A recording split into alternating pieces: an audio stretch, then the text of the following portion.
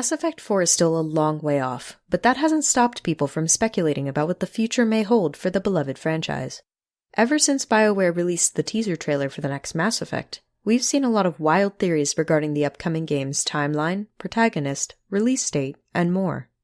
Potential squadmates are also a major point of debate, and it's easy to see why.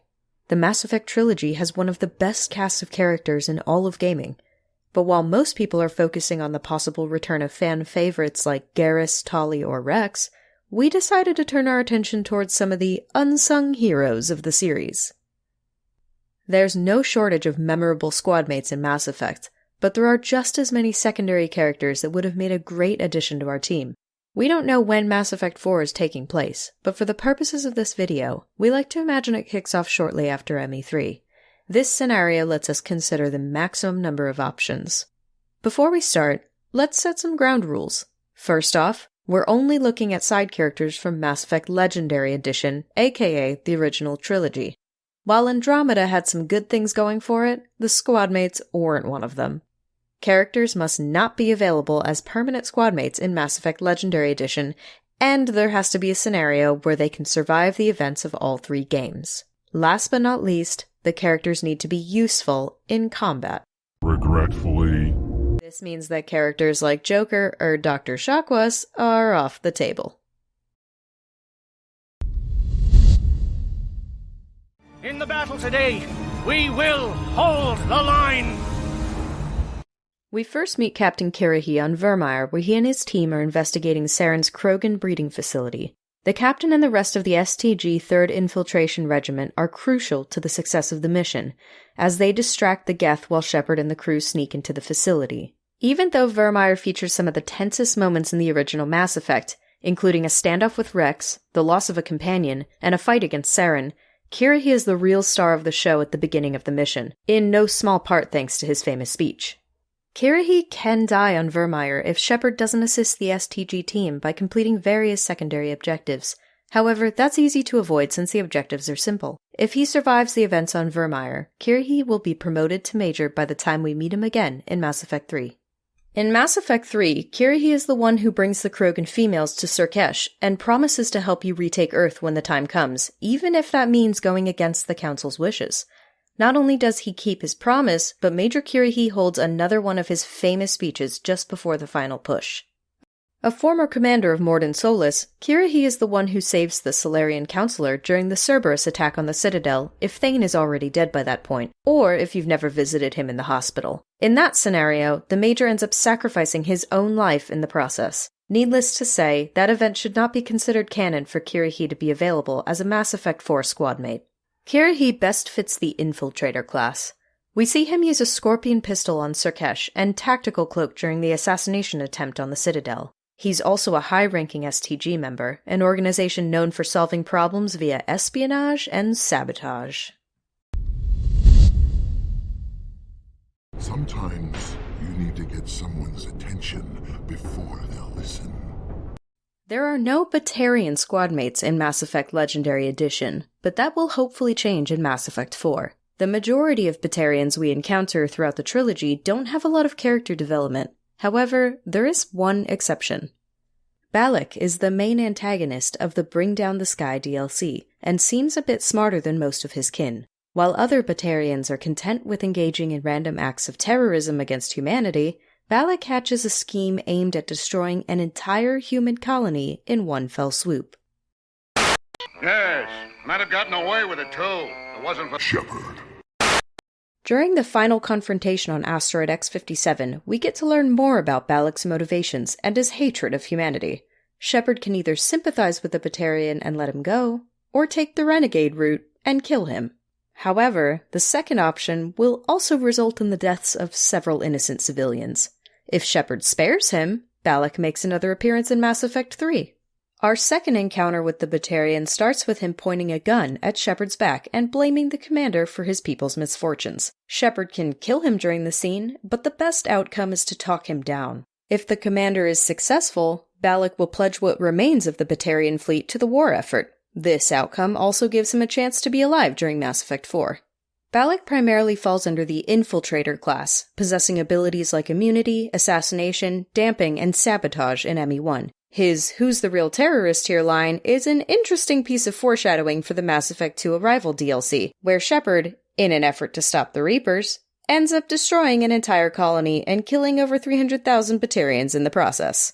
By the end of ME3, Balak is said to be the highest-ranking military officer left in the hegemony. Is it always like this? Yesterday's problems lingering in some new form? Isn't anything ever just fixed? Shiala is an Asari commando with interesting ties to several important characters in the original Mass Effect. These include Saren, Matriarch Benezia, and the Thorian. A former acolyte of Matriarch Benezia, Shiala was sacrificed by Saren to the Thorian in exchange for the Prothean cipher. However, instead of simply killing her, the ancient plant creature absorbs and clones Shiala. Incapable of defending itself through conventional means, the Thorian uses the Asari's clones against Shepard during their mission on Pharos.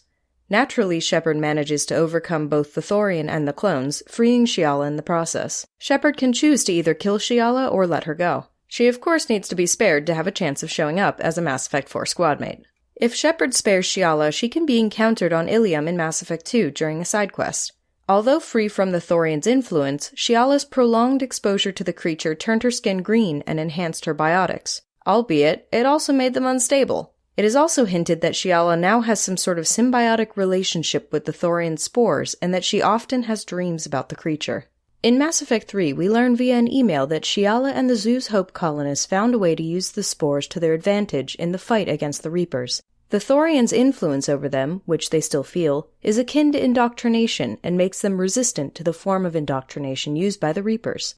Like every Asari commando, Shiala uses a combination of weapons and biotics, making her best suited for the Vanguard class. The Thorian feels like one of those things BioWare may decide to explore again at some point, possibly even in Mass Effect 4. If that happens, you can bet Shiala will be involved in some way or another.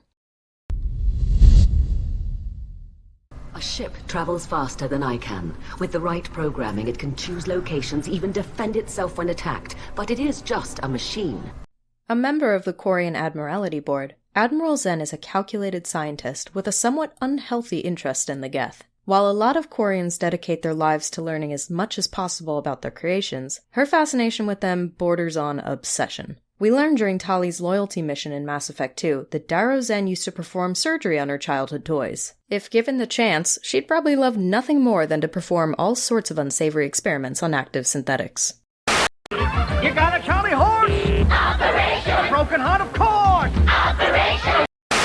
It would be interesting to learn how her obsession with the Geth plays out in Mass Effect 4 if Shepard manages to broker peace between them and the Quarians in ME3.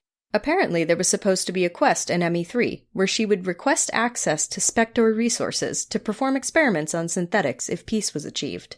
The quest was eventually cut from the final version.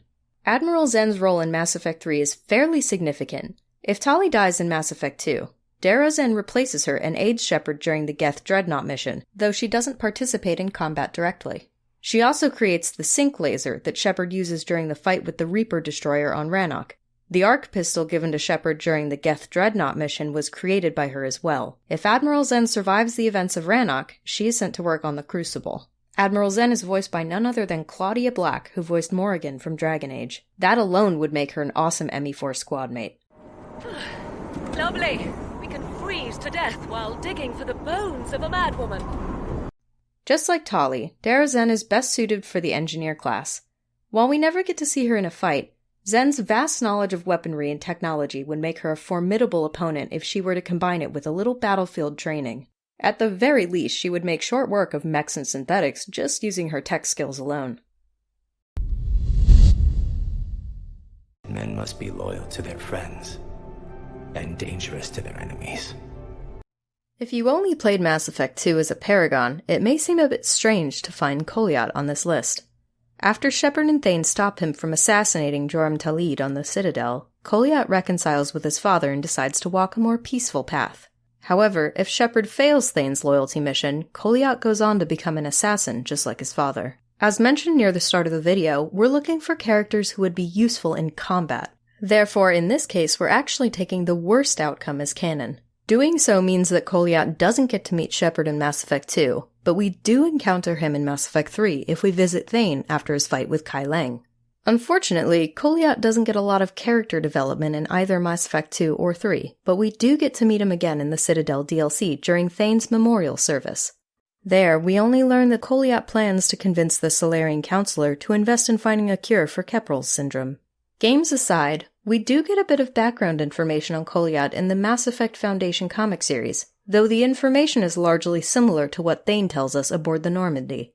Namely, that Kolyat became estranged from his father at a young age and lost his mother when he was 10 to a gang of Batarians, who were later hunted down and killed by Thane. If Kolyat continues to walk in his father's footsteps, his class would be a combination of Infiltrator and Adept. However, Infiltrator seems more likely since we never saw him use biotics. Having him be a conventional assassin would work in his favor by differentiating him from his father. Sabotage ourselves in nefarious ways. Perhaps deep down you fear success. Oleg Petrovsky is the main antagonist of Mass Effect 3's Omega DLC.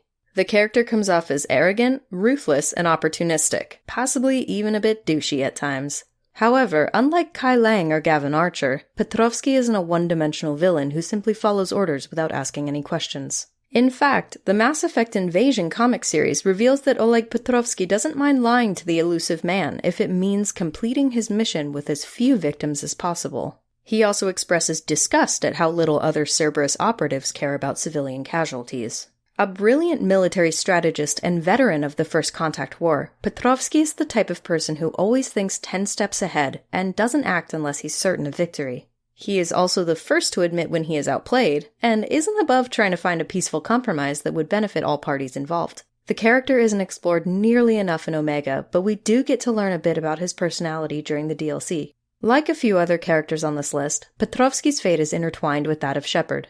The commander can intervene and save the general from Aria's wrath at the end of the DLC, or he can be left to die.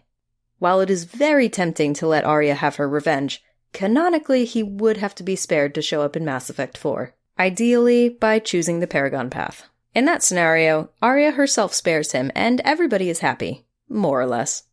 Oleg Petrovsky is a soldier through and through. He may be more used to leading troops from a command center in Mass Effect 3, but he also strikes us as the type of person who wouldn't mind getting down and dirty on the battlefield. War is my life. It's in my bones. But that kind of passion is deceptive. Can make you seem reckless when you're anything but. Speaking of brilliant generals who fought in the First Contact War, next up we have Adrien Victus. Having 2 generals on your squad who fought on opposite sides of the war would be pretty interesting, but that's not the only reason Victus is on this list. Victus isn't your typical Turian who likes to do things by the book. Quite the opposite, actually. The general is known for employing unorthodox tactics if it means losing as few soldiers as possible. We are told in Mass Effect 3 that a lot of other members of the Turian military take issue with his tactics, yet few would question him openly since he always gets the job done. The way Victus takes up the mantle of Primarch and diplomat despite disliking politics is reminiscent of Captain Anderson stepping up to become counselor at the end of ME1. Just like Anderson, Victus knows that sometimes serving your species in the galaxy means doing things you don't enjoy. After returning with Shepard on the Normandy, Primarch Victus comes off as a very rational character, someone who always sees the big picture. He quickly realizes that curing the genophage would benefit the greater good, and doesn't hesitate to offer his aid in the battle for Earth as soon as Krogan aid for Palaven is secured, unlike the leaders of some of the other species. Despite mourning the loss of his son on Tuchanka, Victus continues to stand proud as he fulfills both his diplomatic and military duties. The Primarch is there alongside his men when the time comes to retake Earth, though it's too bad he doesn't make an epic speech like Kirrahe. Victus falls under the soldier class and has no issues leading troops from the ground. Would he make a good Mass Effect 4 squadmate given his propensity to lead rather than follow?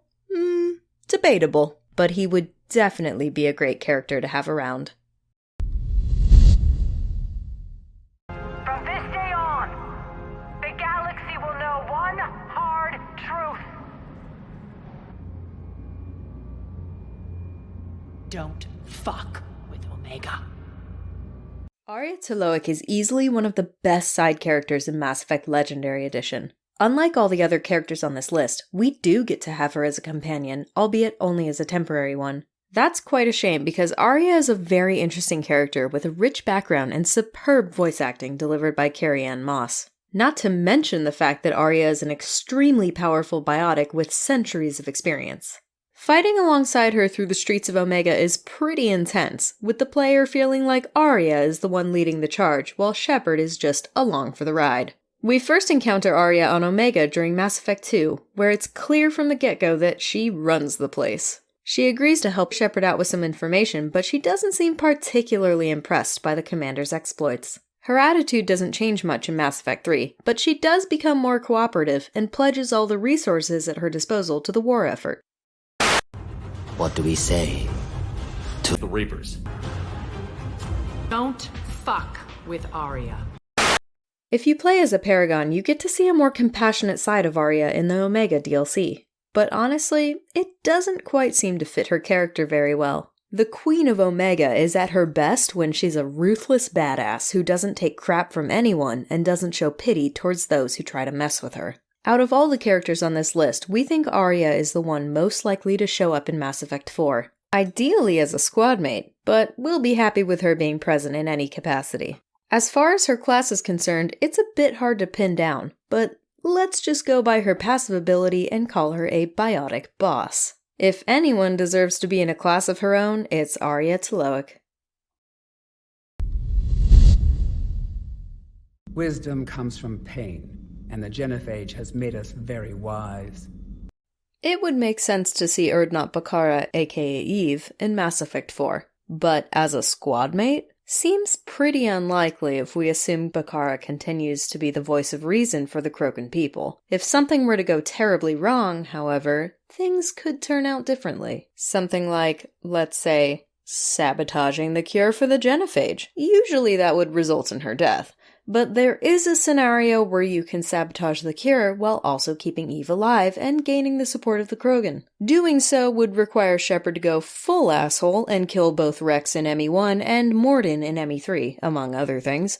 But technically, it is possible. With Rex dead, his brother Reeve takes control of Clan Urdnot, and with him in charge, the Krogans don't find out about the sabotage in Mass Effect 3. However, one would assume they figure it out eventually, and when that happens, there will be hell to pay. Similar to the infamous female warlord Shiala, Bakara may use her power and influence with the clans to become a powerful warlord if such a scenario were to occur. Although still unlikely, in that scenario, she could end up being a possible squadmate in the upcoming game. Though it would be pretty awkward if we play again as Shepard in Mass Effect 4, and Eve finds out the commander was the one who sabotaged the cure. Krogan are suffering.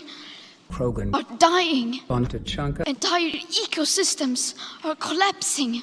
We are in the beginning of a mass extinction, and all you can talk about is the Reapers and fairy tales about how the galaxy was at stake. How dare you! Of course, this is all wild speculation and fanfiction, but that's kind of the point of this video. We don't know too much about Eve's combat capabilities, but we did see her kill 2 Cerberus troops with a shotgun on Surkesh without batting an eye. It seems like she can clearly handle herself in a fight. She is a Krogan after all. It would make sense to have her as a soldier, but giving her some biotics and making her a vanguard would be far more interesting. Policing a ward is like policing New York City. Sometimes you have to work outside the Council's rulebook. Bailey is a pretty inconspicuous character when we first meet him in Mass Effect 2. He comes off as a cop who doesn't mind bending the rules from time to time, especially if that helps him circumvent C-Sec's infamous bureaucracy. In a way, he's a bit reminiscent of Garrus in ME1. Bailey doesn't play an important role in Mass Effect 2, but BioWare clearly saw potential in the character and decided to bring him back for the sequel. Not just that, but Bailey's personality was fleshed out a little, and he was promoted to Commander in the meantime. The story of how he got that promotion is told in the Mass Effect Inquisition comic. Bailey isn't too happy with his promotion since the new job involves a lot of politics, which he isn't a big fan of. We also learn that Bailey is still struggling to come to terms with the fall of Earth due to the fact that his family was still there when the Reapers attacked. Despite his ever-increasing worries and frustration, Bailey does his best to remain strong and doesn't hesitate to rise to the occasion when Cerberus assaults the Citadel. Amid the chaos, Bailey bumps into Shepard and aids them in repelling the invaders. He's also the one who discovers Cerberus's plot to assassinate the Council and helps Shepard get to them before Kai Lang arrives. Bailey gets seriously wounded during the fighting, but instead of whining like a Quarian with a tummy ache, he simply goes back to work the second day like nothing happened. I can do it. You? I said a badass, not some scout whining like a Quarian with a tummy ache. I'm standing right here. In our opinion, Bailey is an underrated character who would make a good squadmate in the next Mass Effect. He can clearly hold his own in a firefight, even against superior numbers, and he seems to have a bit of a knack for tech. Either soldier or infiltrator would be an appropriate class for him. I'm no commando, but I've had 1,000 years to learn to fight dirty. Nobody messes with my girl. Matriarch Aethyta has the distinction of being the only character in Mass Effect Legendary Edition with 3 different face models. You first meet the Matriarch in Eternity, a bar on Ilium, where you get to save her from Conrad Werner's incessant ramblings. Aethyta likes to rant, and it doesn't take long until we find out that her father was a Krogan, which explains her gruff voice and no-filter demeanor. If you're brave enough to buy a mystery drink from the nearby kiosk, the Matriarch will look younger and more attractive the next time you talk to her. The beer goggles moment in ME2 is pretty funny, but things take a strange turn when you encounter Matriarch Aethyta again on the Citadel in Mass Effect 3. She once again looks different this time around, and it's not because of the alcohol. It's actually never really explained why her face model was changed. An odd oversight on BioWare's part, or undeniable proof that Asari make other races see them a certain way through some sort of hypnosis? You decide. You don't think they're, like, mind-controlling us to see them as attractive, do you?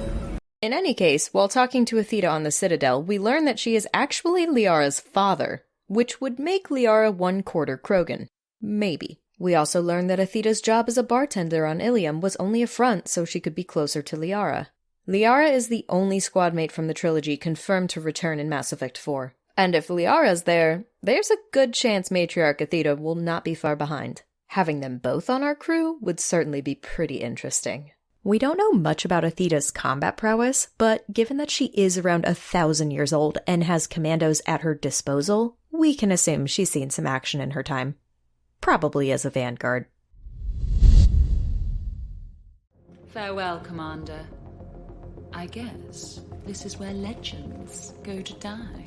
We're going to be honest here and say that Brooks is not our favorite. A few seconds into the first conversation with her, and it's blaringly obvious she's going to betray Shepard sooner or later. And her attempt at feigning an innocent attitude after you inevitably defeat her is one of the cringiest moments of the entire trilogy. However, Maya could have been a very interesting character if we got to meet her under different circumstances. The fact that she was introduced in the Citadel DLC didn't do her any favors, since that meant using her primarily for comedic purposes when the character wasn't necessarily designed to be funny. Maya's origin story was told throughout the entirety of the Mass Effect Foundation comic series, which features no less than 13 issues. Of course, the series is not just about her, but she does get a lot of backstory and character development in the comics. Among other things, Brooks worked on the Lazarus Project during her time at Cerberus, and was the one who put together the dossiers forwarded to you by the Elusive Man in Mass Effect 2. The comics also explain how Brooks found out about Shepard's clone, and why she decided to free it when she cut ties with Cerberus. Brooks is said to have used many aliases over the years, including Captain Channing, Rasa, and Hope Lilium.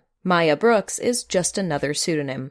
Brooks is a bit of an enigma, and could make for a great Mass Effect 4 squadmate if BioWare decides to take her a bit more seriously. And while the scene where Shepard kills her is pretty funny, for the sake of this video, we'll assume the commander spares her. If she does return in ME4, she would likely be an infiltrator.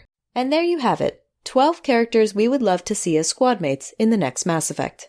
We realize that most, if not all of these, are very unlikely, but maybe not entirely impossible.